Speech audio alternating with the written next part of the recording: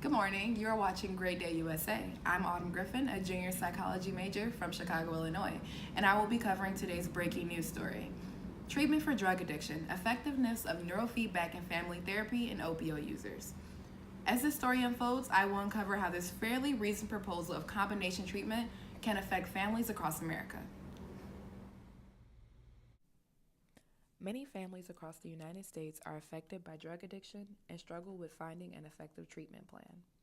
Although some may seek out treatment for drug use, not all treatments are successful in decreasing addiction. This study plans to examine the effects of treatment for drug addiction by using a combination of family therapy and neurofeedback. So, what is neurofeedback? Neurofeedback is defined as using EEG frequencies to retrain brainwave patterns through operant conditioning. Neurofeedback is a recent technique used when treating drug addiction. Past research has shown that neurofeedback is an effective alternative treatment for cases of learning disabilities, depression, and autism.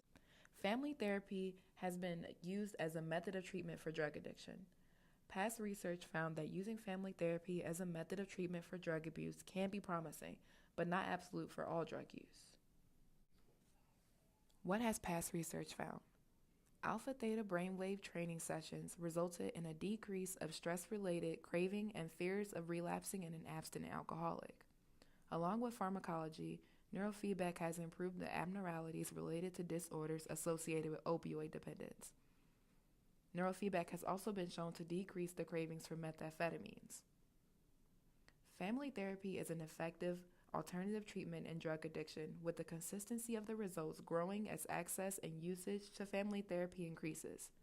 Family therapy has also been found to have higher retention rates rather than non-family based methods such as individual therapy or group therapy. What is the purpose of the study? The purpose of the study is to use a combination of neurofeedback and family therapy to treat drug addiction in heroin users. This study also aims to look at dopamine levels of the participants before and after the treatment. This study seeks to answer the research question, to what extent can drug addiction be treated through family therapy combined with neurofeedback?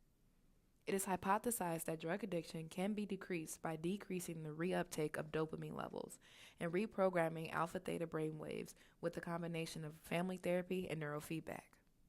This study will use a sample of 20 participants aged 20 to 25 who have an opioid dependence disorder according to the DSM-5 criteria. The main substance on which they will be dependent is heroin. Participants will be recovering heroin addicts recruited from the American Addiction Treatment Center, LLC, a local rehabilitation center. Before starting the experiment, participants will complete a blood and urine test to ensure that they are clean for at least 10 days. Then they will be given an informed consent form to partake in this study. The materials needed for this study will be a EEG, PET scan, heroin craving questionnaire, and a demographic questionnaire. The EEG is a tool used for retraining brainwaves using operant conditioning. In this study, participants will be hooked up to a machine to partake in alpha theta brainwave training. Feedback in this training will be shown on a computer screen in front of the participant.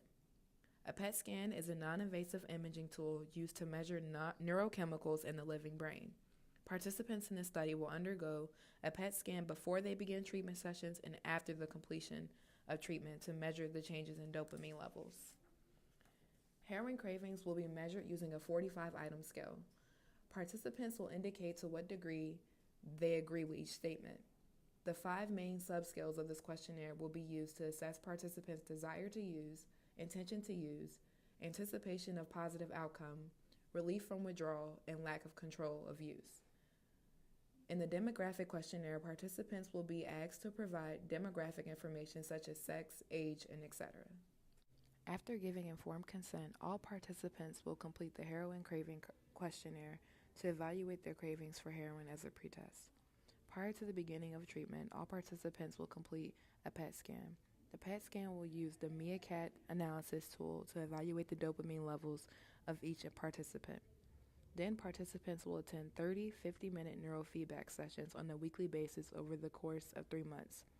The neurofeedback sessions will use Thought Technology Prompt 2 system to focus on the sensory motor system in the central brain cortex area to target the participants' focus and attention, and alpha theta in the parietal brain cortex area to target the participant's feeling of relaxation. The feedback will be shown on a computer screen in front of the participant in an audio-visual exercise format, which allows the participant to see their success and actively make changes. Alongside the neurofeedback, participants will attend 30 45-minute family therapy sessions over the course of 3 months with a licensed therapist. The therapist will use a multidimensional family therapy-based model for the sessions to incorporate the participant's family in the rehabilitation process. Each session will be held in a clinic, and both the participant and the family members will work towards improving familial relationships as well as set goals for their rehabilitation. Dopamine levels will be reassessed with a PET scan after the combined treatment of neurofeedback and family therapy to evaluate how the alpha-theta training has reprogrammed the pathway. Finally, participants will complete the heroin craving questionnaire as a post-test to evaluate the effectiveness of the combination therapy. What are the expected results? It is expected that the combination therapy will be effective. Drug addiction will be decreased by decreasing the reuptake of dopamine levels and reprogramming alpha-theta brainwaves. Researchers will use a dependent t-test to measure the before and after findings. It is anticipated that findings will result in the dopamine levels and heroin cravings decreasing after the combined form of treatment. Limitations and implications. Limitations of the study may include that participants may not complete the treatment process. Another limitation is that the sample population is not representative of all age groups. Some implications of the study may be, if the combination treatment is effective, it can be used to treat other drug addictions such as alcohol, methamphetamines, or other opioids.